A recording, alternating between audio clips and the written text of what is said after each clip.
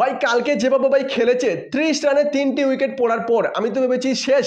তাছাড়া নিউজিল্যান্ড টিমের বিপক্ষে আমি তো ভাবলাম যে শেষ, হয়তো এই ম্যাচটা আমরা নির্ঘাত হেরেছি, কারণ আমরা 3টে ভাই মেইন প্লেয়ারই আমরা হারিয়ে দিয়েছি। তাছাড়া শুভমন গিল যেভাবে ভাই পুরো টুর্নামেন্টে খেলেছে, তবে ভাই কালকের ম্যাচটাতে ভাই প্রথমেই আউট হয়ে গেছে ভাই এলবিডব্লিউ।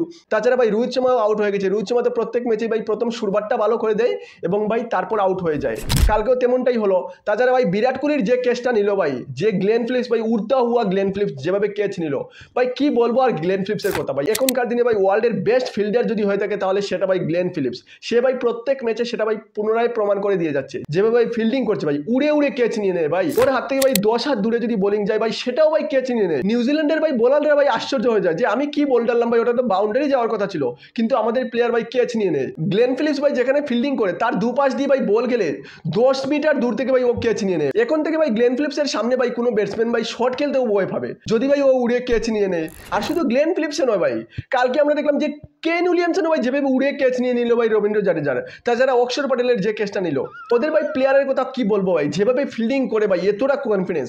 আর অন্যদিকে ভাই আমাদের টিমের ভাই বরুণ চক্রবর্তী হাতের ক্যাচ ছেড়ে ভাই ও বাউন্ডারি দিয়ে দেয়।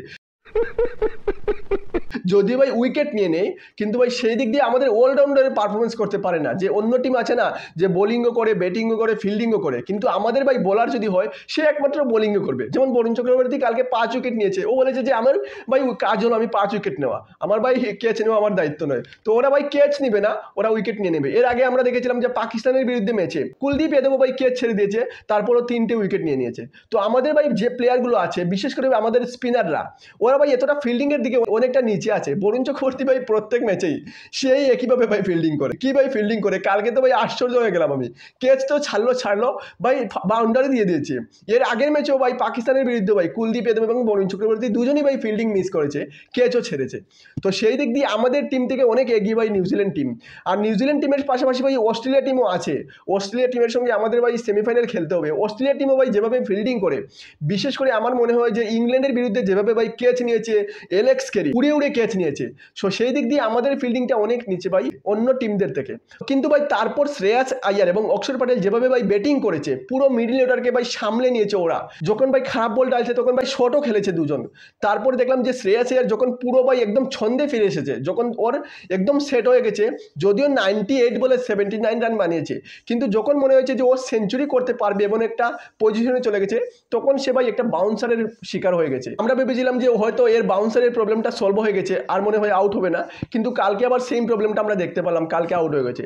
তারপর অক্ষর পটেল অনেক ভালো খেলেছে ভাই, মানতে হবে। যখন থেকে ভাই ওকে ভাই প্রমোট করা হয়েছে না, ব্যাটিং লাইনআপে ভাই ওকে আগে পাঠানো হচ্ছে কেএল রাহুলের আগে, সে ভাই খুব ভালো ভাই প্রদর্শন করছে এবং প্রমাণও করছে কেন তাকে ভাই আগে দেওয়া হচ্ছে।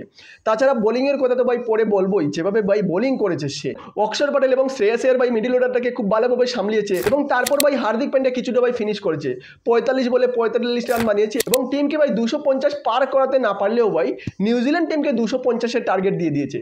তবে 250 রান যখন আমাদের টিম ইন্ডিয়া বানিয়েছিল, তখন মনে হয় হয়তো এতটা ভাই সহজ হবে না জিতা, কারণ ভাই নিউজিল্যান্ডের কাছে অনেকটা ব্যাটসম্যান আছে, ওদের ভাই ওপেনিং থেকে শুরু করে একদম লোয়ার অর্ডার পর্যন্ত অনেক ভালো ব্যাটিং আছে। কিন্তু আমাদের কাছে ভাই যে বোলিং ইউনিট আছে ভাই, যেভাবে বোলিং করেছে তারা ভাই আবার সিলেক্টরকে ভাই আবার চিন্তিত করে ফেলেছে যে কাকে খেলানো হবে। কালকে আমরা দেখলাম যে বরুণ চক্রবর্তীকে খেলানো হয়েছে আর সে ভাই 5টে উইকেট তুলে নিল। তাছাড়া অক্ষর পটেল ভাই যেভাবে বোলিং করেছে, ইকোনমি দেখে না, ওর 10 ওভারে ভাই 32 রান দিয়েছে এবং একটি উইকেটও তুলে নিয়েছে। তাছাড়া ভাই রবীন্দ্র জাদেজা ভালো বোলিং করেছে, কুলদীপ যাদব তো ভালো বোলিং করেছেই। তাছাড়া ভাই আমাদের হার্দিক পান্ডিয়া ভাই মূল শক্তি টিমের, ব্যাটিং দিয়ে ভাই প্রদর্শন করে, বোলিংয়ে যখন উইকেটের দরকার, প্রথম ব্রেক থ্রুটা ভাই হার্দিক পান্ডিয়া দিয়ে আমাদের সবসময়। পাকিস্তানের বিরুদ্ধে ভাই বাবর আজমকে আউট করেছিল আর কালকে ভাই রচিন রবীন্দ্রকে আউট করেছে। কিন্তু ভাই অন্যদিকে মোহাম্মদ শামি ভাই সেই ফর্মে নেই, যতটা ফর্মে ও ওডিআই ওয়ার্ল্ড কাপে ছিল ততটা ফর্মে নেই। কালকেও ভাই ভালো বোলিং করেছে, কিন্তু আমরা দেখেছি যে হর্ষিত রানাকে ভাই কালকে বসিয়ে দেওয়া হয়েছিল, কালকে খেলানো হয়নি, রেস্ট দেওয়া হয়েছে। তাহলে ভাই কি মোহাম্মদ শামিকে খেলানো হবে, নাকি হর্ষিত রানাকে খেলাবে, নাকি অর্শদীপ সিংকে খেলাবে, আর আমাদের দুটো ফাস্ট বোলার খেলাবে, নাকি 4টে ভাই স্পিনারই খেলাবে, সেটা নিয়ে ভাই অনেকটা ভাই মাথা ব্যথা হয়ে গেছে।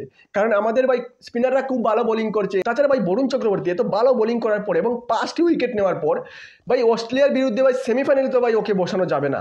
তো এখন তোমাদের কি মনে হয় যে বরুণ চক্রবর্তী, কুলদীপ যাদব এবং অক্ষর পটেল, ভাই অক্ষর পটেল এবং জাডেজাকে তো ভাই খেলাবেই, কারণ ওরা ভাই বোলিংয়ের পাশাপাশি ব্যাটিংও করে দেয়। মেইন প্রশ্নটা হচ্ছে গিয়ে কুলদীপ যাদব এবং বরুণ চক্রবর্তীর মধ্যে, যে ওদের দুজনকেই কি খেলানো হবে, আর টিম কি 4টি স্পিনারই নিয়ে যাবে, আর ভাই মোহাম্মদ শামিকে খেলানো হবে নাকি অর্শদীপ সিং নাকি হর্ষিত রানা। ঠিক আছে, তো সেটা নিয়ে ভাই মেইন প্রশ্ন, তোমাদের কি মনে হয় টিমের কম্বিনেশন, বিশেষ করে ভাই বোলিং কম্বিনেশন কি হওয়া দরকার, তোমরা কমেন্ট করে জানিয়ে দিও। তো আজকের ভিডিওতে এই পর্যন্ত। যদি ভিডিওটা ভালো লাগে তাহলে ভিডিওটা লাইক করে দিও, চ্যানেলে নতুন হলে চ্যানেলটা সাবস্ক্রাইব করে দিও এবং ভিডিওটা শেয়ার করে দিও। তো মিলছি আরেকটা নতুন ভিডিওতে, ততক্ষণের জন্য বাই বাই।